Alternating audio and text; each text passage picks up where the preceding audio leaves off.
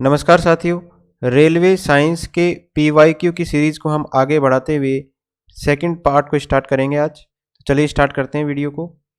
कौन सा यंत्र समुद्र के स्तर से ऊपर की वस्तुओं को देखने के लिए पनडुब्बी में प्रयोग किया जाता है? तो समुद्र से के स्तर से ऊपर की वस्तुओं को देखने के लिए कौन सा यंत्र प्रयोग किया जाता है? तो पेरिस्कोप का प्रयोग किया जाता है।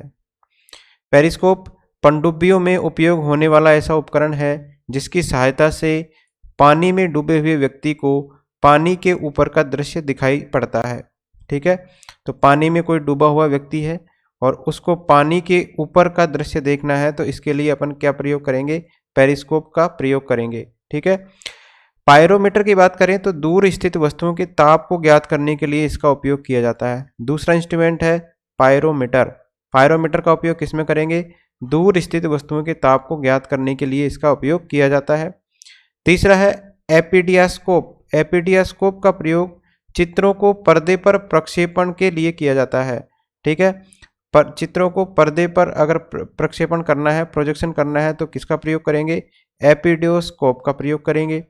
ओडोमीटर गाड़ी में लगा होता है और दूरी, कितनी दूरी हमने तय की है उसको मापने के काम आता है। तो हमने 4 इंस्ट्रूमेंट पढ़ लिए इसके अंदर। पहला पढ़ लिया पेरिस्कोप, दूसरा है पायरोमीटर, तीसरा है एपिडियास्कोप और चौथा है ओडोमीटर।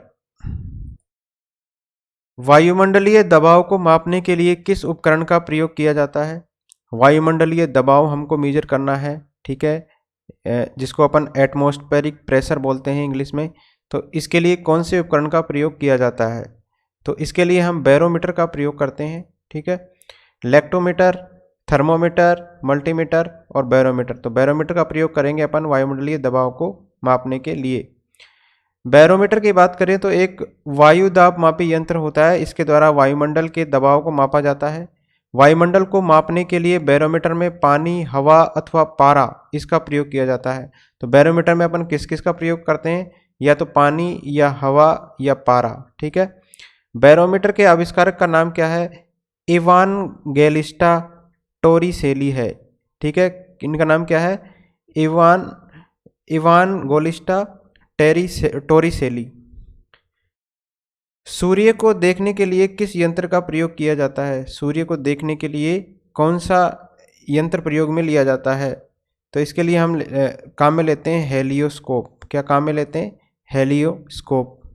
तो समुद्र को देखने के लिए हेलियोस्कोप यंत्र का प्रयोग किया जाता है। हेलियोस्कोप दूरदर्शी वह प्रकाशीय उपकरण है, ठीक है, जिसका प्रयोग दूर स्थित वस्तुओं को देखने के लिए किया जाता है। अल्टीमीटर ऊंचाई मापक यंत्र है। इसका प्रयोग विमानों के अंदर किया जाता है। ओडिगोमीटर ध्वनि की तीव्रता को मापता है और एरोमीटर वायु और गैसों के घनत्व को मापने वाला यंत्र है। ठीक है, तो दूर स्थित वस्तुओं को देखने के लिए टेलीस्कोप और सूर्य को देखने के लिए हेलियोस्कोप। विभवांतर को मापने के लिए कौन से उपकरण का प्रयोग किया जाता है? विभवांतर हमको मेजर करना है। ठीक है, तो इसके लिए हम विभव मापी गैल्वेनोमीटर, वोल्टमीटर या एमीटर, तो किसका प्रयोग करेंगे? तो वोल्टमीटर का प्रयोग किया जाता है विभवांतर को मापने के लिए। एक कूलाम धनात्मक आवेश को विद्युत क्षेत्र में एक बिंदु से दूसरे बिंदु तक ले जाने में किए गए कार्य को उन बिंदुओं के बीच के मध्य का क्या कहते हैं? विभवांतर कहते हैं। इसका मात्रक क्या होता है? वोल्ट होता है। एक अदिश राशि है और विभवांतर को मापने के लिए वोल्टमीटर उपकरण का प्रयोग किया जाता है। तो ध्यान रखिए, इसकी परिभाषा भी याद रखिए कि एक कूलाम आवेश है, धनात्मक आवेश है ये, ठीक है, Q+ मान लीजिए आप। इसको विद्युत क्षेत्र का एक बिंदु से दूसरे बिंदु तक ले जाने के लिए जो कार्य किया जाता है उसको क्या कहते हैं? विभवांतर कहते हैं। उन दोनों के बीच का विभवांतर कहते हैं।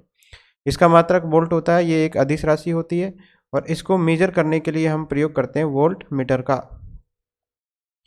सर्किट में बिजली के प्रवाह का पता लगाने के लिए निम्नलिखित में से किस उपकरण का प्रयोग किया जाता है?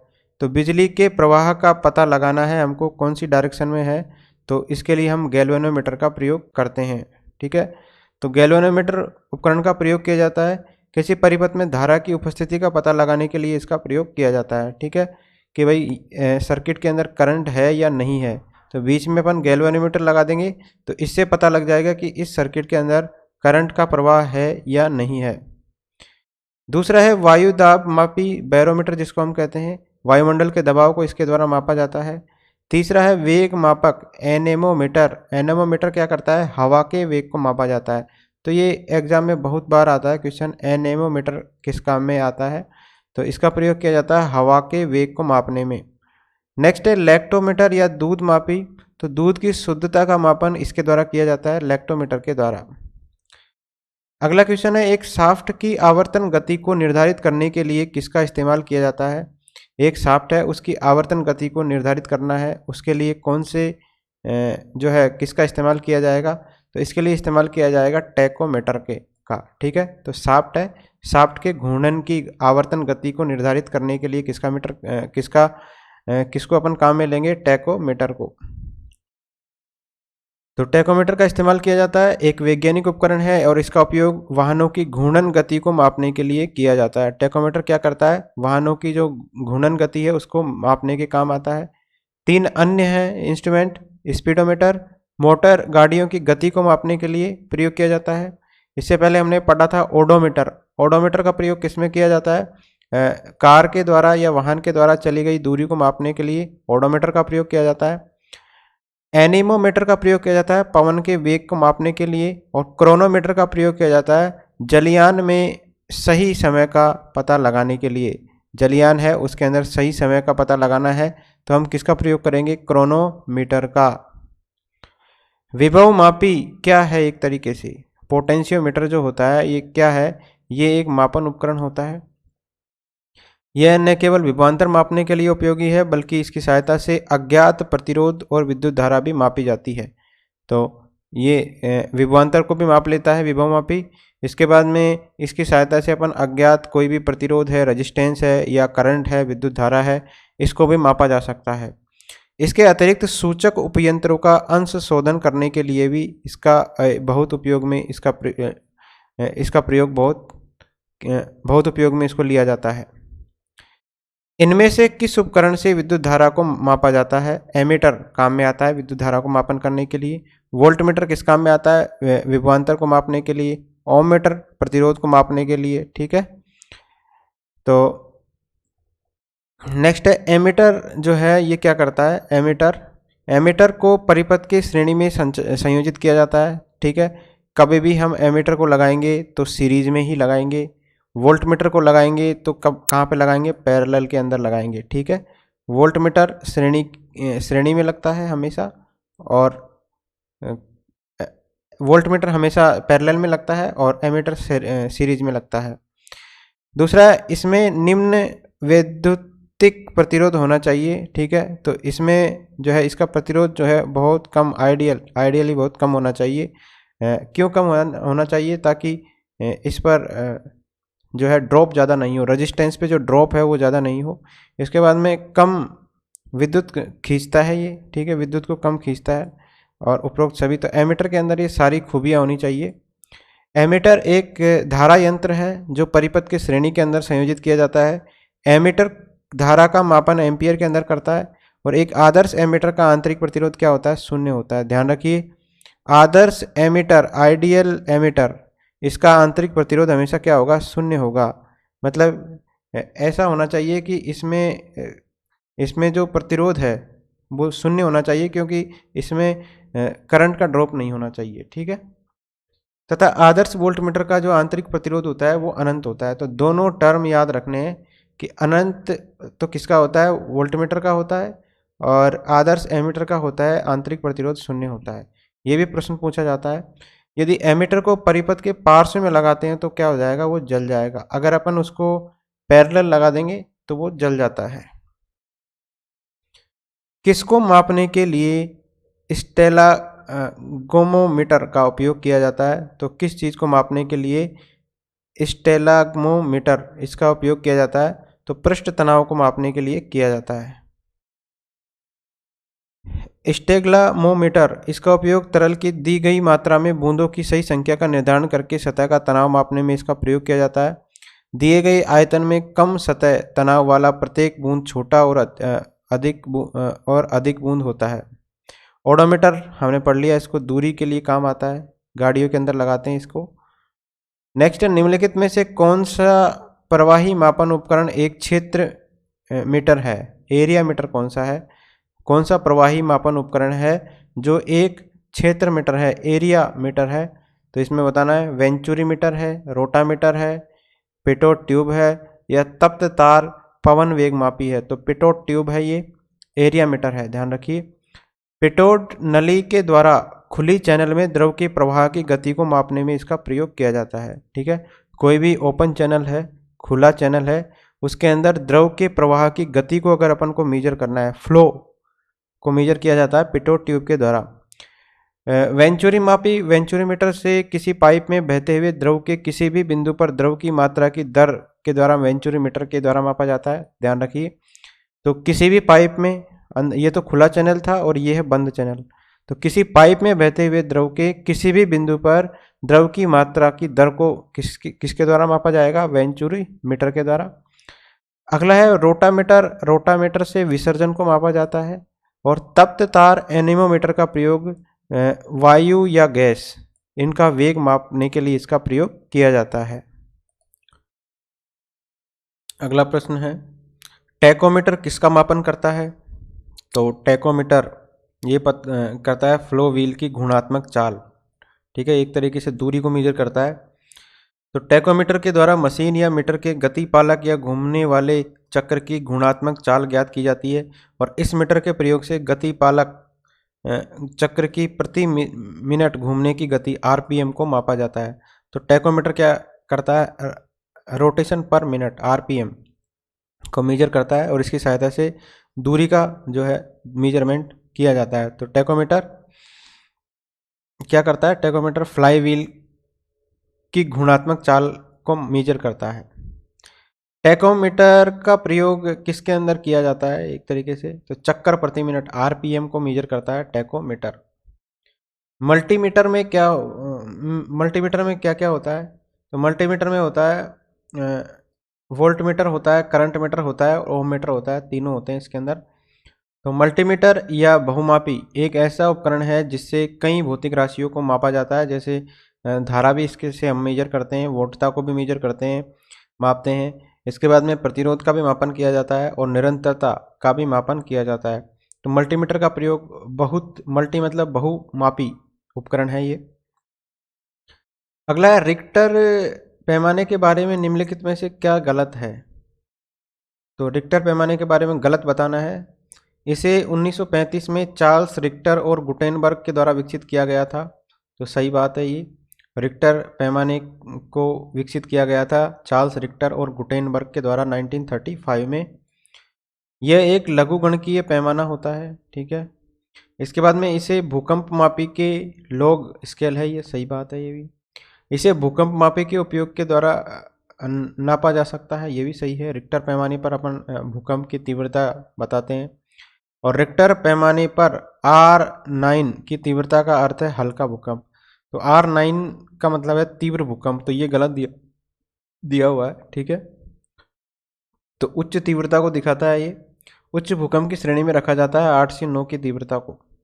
रिक्टर पैमाने का विकास 1935 के अंदर किया गया था। 1970 के बाद से भूकंप की तीव्रता के मापने के लिए रिक्टर पैमाने के स्थान पर आघूर्ण परिमाण पैमाना इसका उपयोग किया जाने लगा।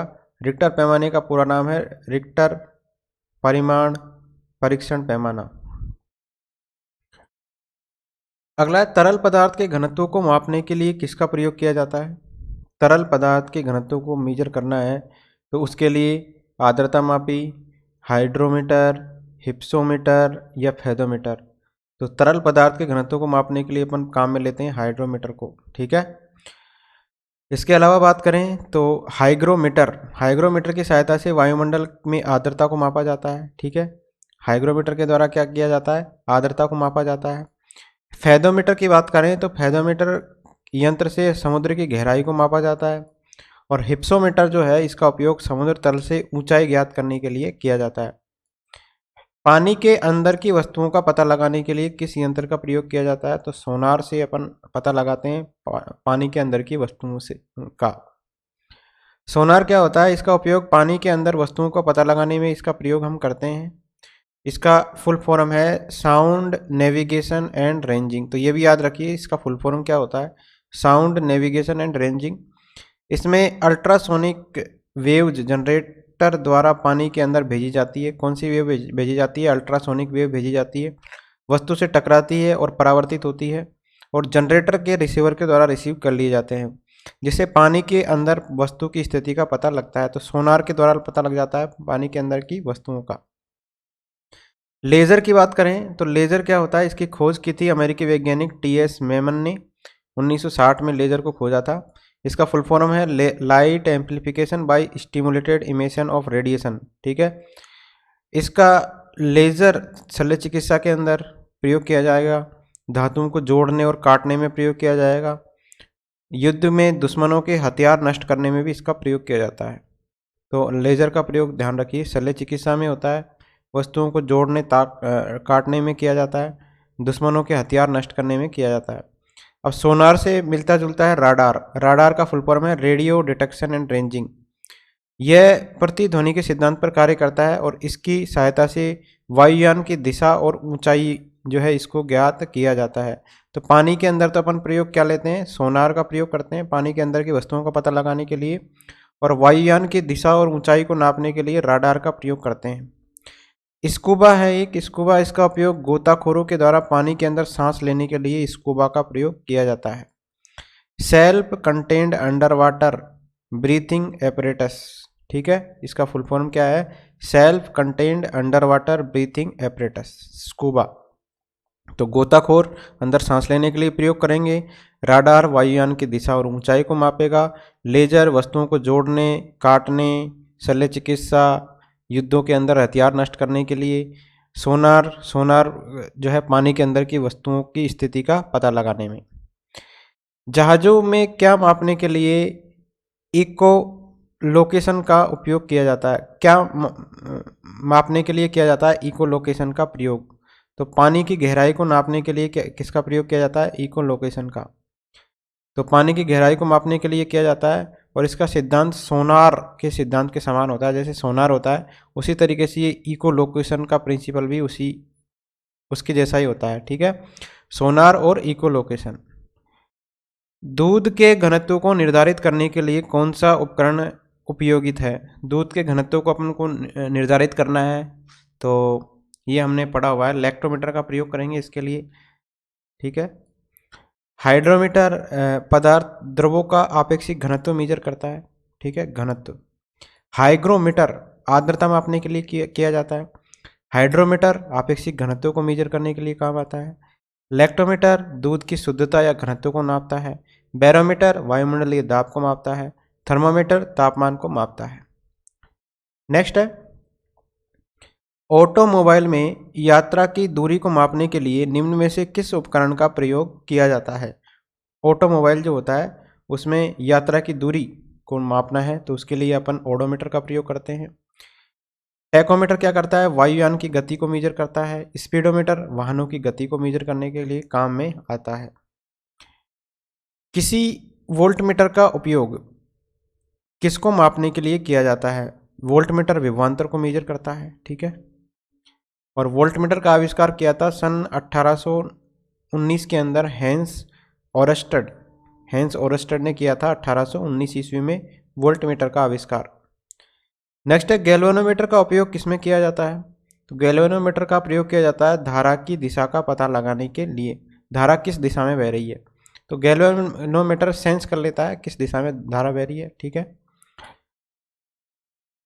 धारामापी के अंदर शंट का प्रयोग करके इसे एमीटर की तरह भी प्रयोग किया जा सकता है। जैसे गैल्वेनोमीटर को अपने को एमीटर बनाना है तो इसके अंदर क्या करेंगे, धारामापी के अंदर शंट का प्रयोग कर लेंगे अपन इसके अंदर, तो ये एक एमीटर की तरह कार्य करेगा।